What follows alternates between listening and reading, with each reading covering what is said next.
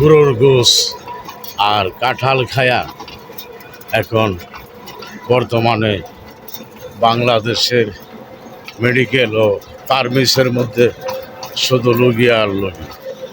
তো কাঁঠাল গুঁড়োর গোস সাবধানে খেয়ে গুঁড়োর গোস খাওয়ার পরে দুধ খাইবেন না, কমপক্ষে 1 ঘন্টা পর দুধ খাইবেন।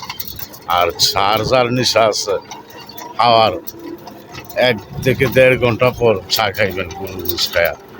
এর আগে যদি চা খান বা গরুর দুধ খান তাহলে পেটের মধ্যে সমস্যা দিতে পারে, গরজম হতে পারে, পেটে চিপ মারতে পারে, আমাশা ও ডায়রিয়ার ভাব হয়ে যাবে। তো আমরা কাঁঠাল খাবো বা গরুর গোস কুরবানি দিয়েছে, গরুর গোস খাইবেন। কাঁঠালের সিজন সাবধানে খাইবেন, স্বাস্থ্য ভালো থাকবে, কোনো বাল্লা মুসিবতে দেখা দিবে না।